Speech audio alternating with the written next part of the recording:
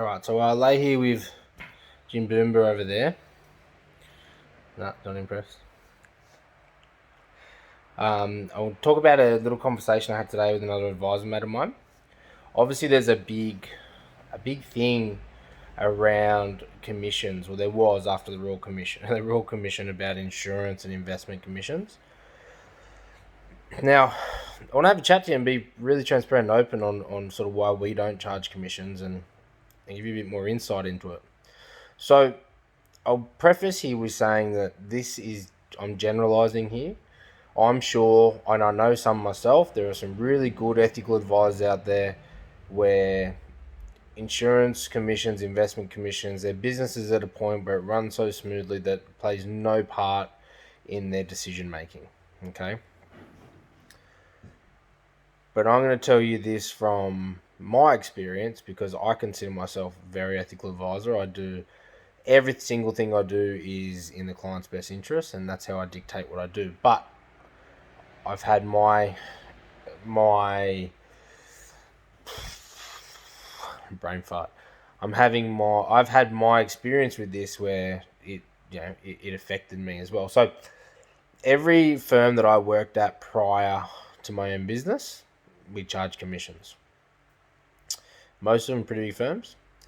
Obviously, as an employee, you have targets to hit. As a sales employee, you have targets to hit.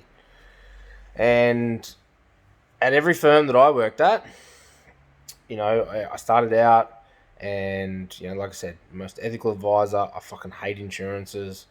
I only ever insure for what people need. Rah, rah, rah. Always been my philosophy from the start.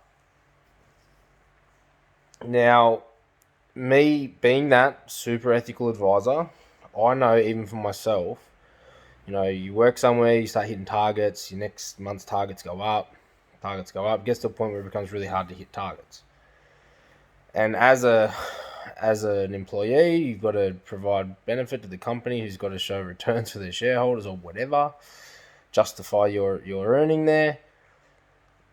I have been put under stresses and pressures myself where I know it has impacted my decision making. Now I'm pretty confident to say that I've never finalized my decision making based off those impacts. Like I've never made a decision to implement or recommend certain insurances that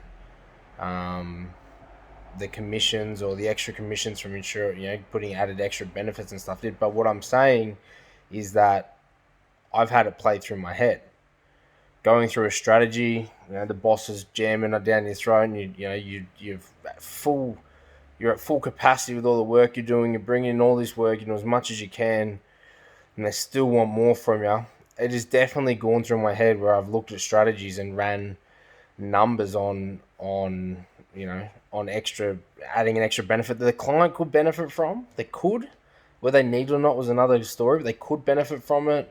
They could, you're running 3 scenarios. You have to have this much insurance versus this much insurance, and you start to almost justify within your own head that that bigger number will help them.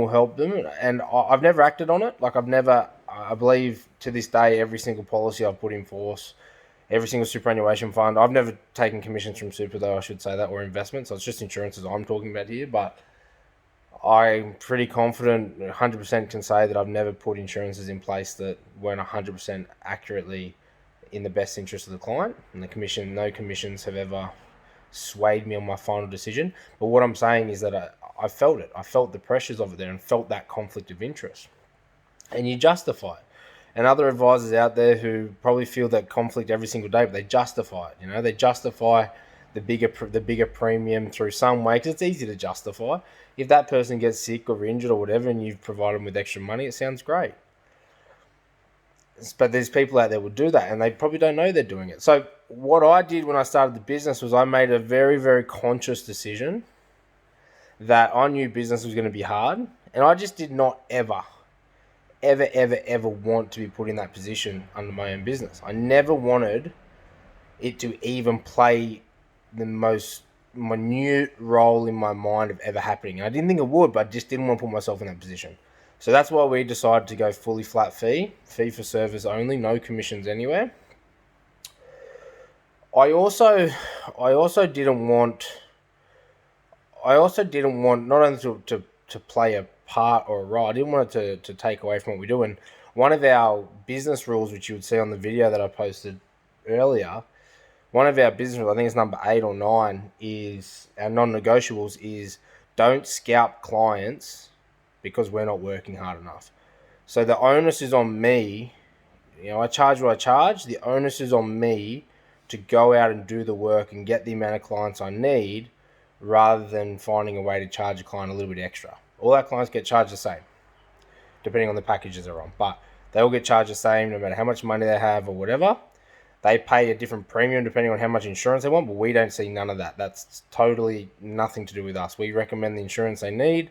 The premium is what the premium is. So that's why we developed that 10 business commandments, and why we had that non-negotiable of, making sure that at no point do we, when we're facing a tight month or when we're under the pressures of being a business owner and the financial pressures, we don't try and tweak anything to try and get a bit of extra revenue out because we're not doing our job. The pressure, the onus is always on me and the business to go out and hit our targets, and the client should never feel the pressures of that. So that's just an experience from my end. So it's something to if you're a business, if you're an advisor thinking about commissions versus no commissions, if you're a client ever wondered about commissions, that's my experience. That's why we don't charge commissions, because I truly believe it's hard to completely remove that conflict of interest unless you've been an established business for a while. You're making so much money that the extra couple of $1,000 or $100 off each policy doesn't matter to you, and then you charge commissions just as a way to help the remuneration structure,